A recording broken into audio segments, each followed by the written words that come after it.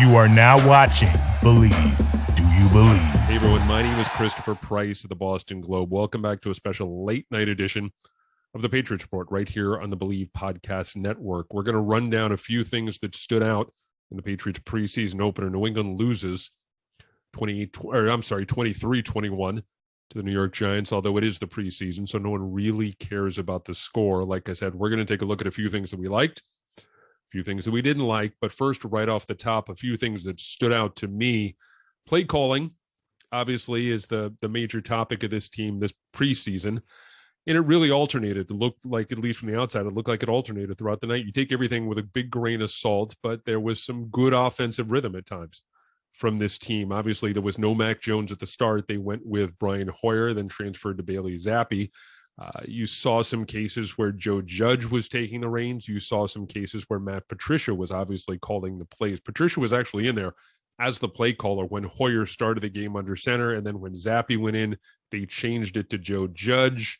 So that's where we are at this point. You know, there's really no more clarity than we had at the start of training camp. So I did think it was interesting that after the game, Belichick said that the Patriots are, quote, going through a process, and it was beneficial for both Judge and Patricia to handle the play calling duties. And he was asked if he's going to name one guy before the start of the season. He said, quote, don't worry about that. So that's where we are with the Patriots in the play calling situation. One thing I did think was interesting to see David Andrews, veteran center, guy who's been with the team, one of the longest, most tenured guys on the roster. He was very engaged on the sideline. Not to say he's not usually engaged on the sideline, but it was interesting to see him so vocal with his teammates, so vocal with the offensive line. And it's going to be interesting to see if those guys on offense, guys like Andrews, take more of a leadership role and are more proactive along the sidelines over the course of the season. So, like I said, one thing to keep in mind. What I liked, let's start off with that. Terrence Mitchell, very competitive at one of the cornerback positions. Very, very competitive. He had 4 tackles, got a forced fumble, is really active out there. He's not going to make people forget Steph Gilmore, honestly, but he's going to be part of the conversation at the position. He's a 9-year veteran playing like it already. He's one of those guys who, to me, feels a little bit like Adrian Phillips in the sense he looks like he just kind of grew up in this system. The forced fumble, I think, was a great play. Malcolm Butler was there to scoop it up. He looks like the kind of guy who is going to be part of things at the cornerback position for this team moving forward if he can stay healthy. The other cornerback, one other cornerback note here, that something that stood out to me was Marcus Peters didn't play, and I thought that was interesting, and that to me suggests that the team views him as a key piece of the defensive puzzle. I really like Marcus Peters. I'm big into Marcus Peters at this stage of his career. He's a guy who can play multiple cornerback roles. Although they had him in the slot, it's my understanding, over the course of the first couple of weeks of camp. I don't know if they're going to keep him there. They're going to move him outside. But this is a guy who also played on the other side of the ball in college, has extensive special teams experience. So that's all going to be part of the discussion around Marcus Peters when it comes to getting him on the field. But the fact that he was not on the field tonight, I think, was very interesting and suggests to me, again, that they already view him as an important piece of the defensive puzzle. Another thing, I wonder if we should be talking more about J.J. Taylor as a possible replacement for James White. Look, I don't think that he's going to come in and be the second coming of White, and he's going to be the latest in a long line of talented third down backs: Kevin Falk, Shane Vereen, Danny Woodhead, Deion Lewis, and so on and so forth. But there were certain moments on Thursday where you said, I can see it with him. I think that there's still things that he needs to nail down. Look, including the fact that I don't know if they're all that comfortable with him yet in blitz pickup, but he's going to be part of the discussion, just like Marcus Peters and Terrence Mitchell at cornerback. You're going to see people talk about J.J. Taylor, at the very least, because of his body type. I also think that he flashed positively in the run game. The return game, I'm sorry. He had 16 rushing yards, 11 yards receiving.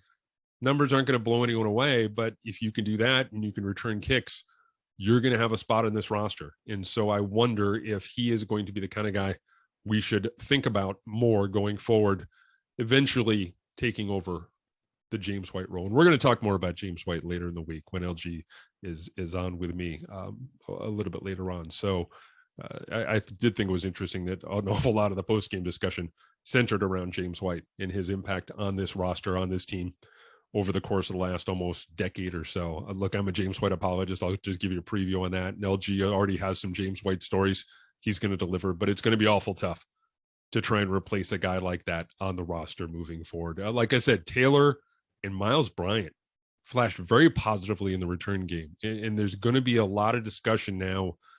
Did Taylor do enough to get more reps as a returner? Did Miles Bryant do enough to get more reps as a returner? They have some really intriguing guys on that roster who I think could be real special teams contributors. But on Thursday night against the Giants, both J.J. Taylor and Miles Bryant made their case to get reps as return men. The other guy who really stood out to me in relatively limited activity was Tyquan Thornton. Kind of fighting through, and I'll put up my quote fingers here when I say fighting through the coverage to make that TD catch. He wasn't, battling for a 50-50 ball, but at this stage of his career, you take that as a very good sign that he was able to come away with that ball. He looked like he had a relatively good connection with Hoyer. So it's all positive with him. You're looking for him to start stacking success. And I think he showed a level of success in that first preseason game that should give you some cause for optimism. Brian Hoyer's Brian Hoyer. He's ultra dependable, and he's going to be that guy.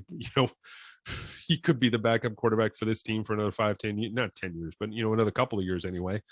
If he continues to play like that, he was off on a couple of throws in the early going, but look, that's just kind of who he is at this stage of his career. He's not going to be a Pro Bowler, but if you're looking for a talented backup, you could do a lot worse than a guy like Hoyer. The guy who stood out for me at the quarterback position tonight was Bailey Zappy. There was lots of good from him in the third.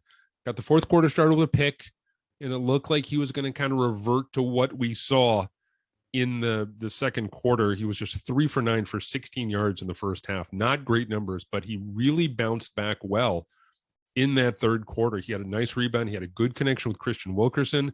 He had a couple of good passes to Trey Nixon.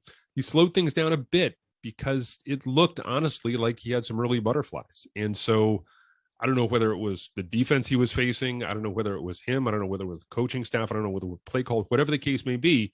He looked like he started to kind of slow things down a little bit and let the game come to him. And the numbers reflected that. He had a really strong finish. He went 19 for 32 for 205 yards with a touchdown and an interception. Again, after going 3 for 9 for 16 yards in the first half. Look, you take it all with a grain of salt because you understand that he was playing against 2s and 3s in the middle of August. But at the same time, there's something to build on there with Bailey Zappy. It's a little bit like Tyquan Thornton, where you just wanted them to get their feet wet. You wanted them to get a little taste of NFL life and not appear to be overwhelmed. There were times in the early going where Zappy appeared to be overwhelmed, but I think he was able to rebound very, very nicely and put up some good numbers down the stretch. There was, like I said, there was a good bounce back from Trey Nixon. He had a first quarter drop on a third down pass play that I thought he absolutely had to have, especially for a guy who's on the bubble like that. But he had 4 catches for 81 yards, a mostly solid performance. I think he had 8 targets. Yeah, 8 targets. Mostly solid performance from the youngster. Nixon, Wilkerson, and Thornton played, I think, as well as could be expected at this stage of their respective careers. Look, the other thing, too, about Christian Wilkerson, I'm all for him breaking the curse of number 17. And we've talked about that before, and I think we're going to talk about that a little bit more with him moving forward. But again, Nixon, Wilkerson, Thornton, those guys played well, and there's going to be some competition in the middle part and the back end of that depth chart. We know there's some guys out there like Devontae Parker, who are just locked in, who are going to be playing for this team, who are going to be wide receivers for this team. Jacoby Myers, you can go up and down the roster. They might end up making some trades. I saw a piece here or there where Nelson Aguilar might be moved. So we'll see about that. But those guys, Trey Nixon, Wilkerson, Thornton, and Nixon especially, with the bounce back, showing a little special teams flavor in there as well, I think there could be some good competition on that wide receiver depth chart. It's going to be fun to watch moving forward. What I didn't like tonight, 12 penalties for 89 yards, and a lot of them were bad penalties. Look, I know it's the preseason. I know it's the preseason opener, and so you kind of anticipate a lot of flags because, honestly, it's a feeling out process for some of those younger players, and just, the way the rules have changed over the course of the offseason, the points of emphasis and all that. But That's really, for me, the sort of stuff that needs to get cleaned up sooner rather than later. And it's going to be interesting to see if those numbers come down over the course of the preseason. We saw a few injuries, guys get banged up, visiting the medical tent. Bill Murray, Yadni Kajust, Justin Haran, and Jawan Williams all got banged up over the course of the game, although they looked to be relatively okay once they got to the sidelines. It's going to be interesting to see those guys, those four guys in particular, are going to be worth keeping an eye on moving forward.